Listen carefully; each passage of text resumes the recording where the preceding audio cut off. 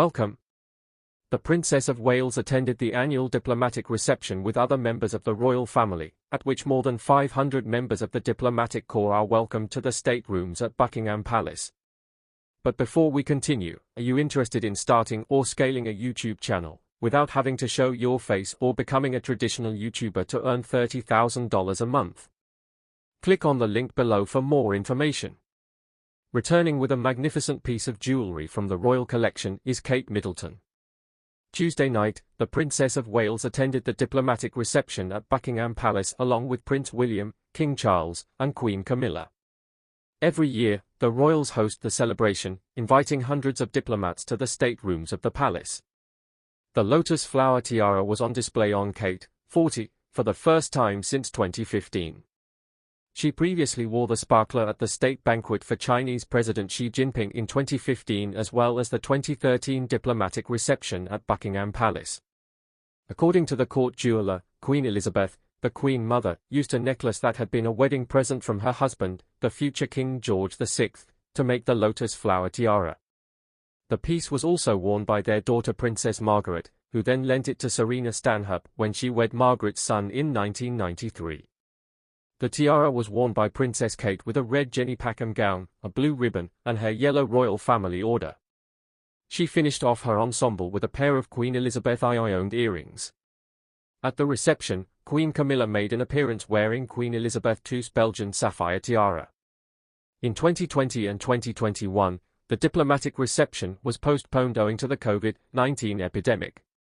The UK's Foreign Secretary advised Queen Elizabeth, who passed away in September, to postpone the reception that was set to take place on March 2 at Windsor Castle because of the conflict between Russia and Ukraine in February 2022.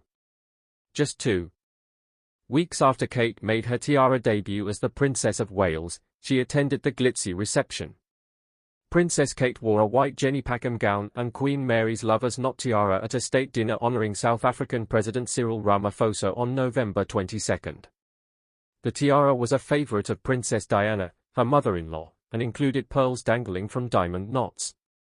The headgear was initially ordered from the jeweler Gerard by Queen Mary in either 1913 or 1914, according to the court jeweler, who claims that it is more than a century old.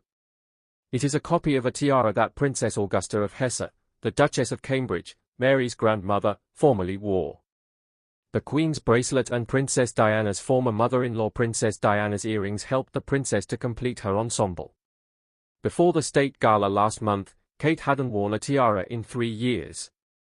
In December 2019, she wore the Lover's Knot tiara, the Nizam of Hyderabad necklace, and a blue velvet gown with long sleeves by Alexander McQueen, the designer of her wedding dress, which was her most recent outing in such a headpiece.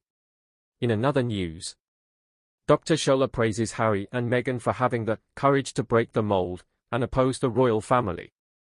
Prior to the release of Prince Harry's memoir and the Duke and Duchess of Sussex's Netflix series, there will be an award ceremony.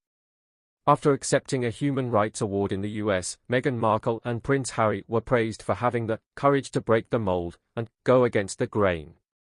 The Robert F. Kennedy Foundation's Ripple of Hope Award ceremony took place in New York, so the Duke and Duchess of Sussex traveled there from their home in California. The couple was presented with the Human Rights Award on Tuesday night in New York City, which was hosted by actor Alec Baldwin and previously given to people like US presidents. The Duke and Duchess of Sussex will get the Exemplary Leader Award, it was announced last month, in recognition of their heroic stand against the power of the royal family. They went to the oldest institution in UK history and told them what they were doing wrong, that they couldn't have structural racism within the institution, and that they couldn't maintain a misunderstanding about mental health, according to Kerry Kennedy, the executive director of the Robert F. Kennedy Foundation and niece of the late President John F. Kennedy. They were aware that there would be repercussions if they did this. Thanks for watching.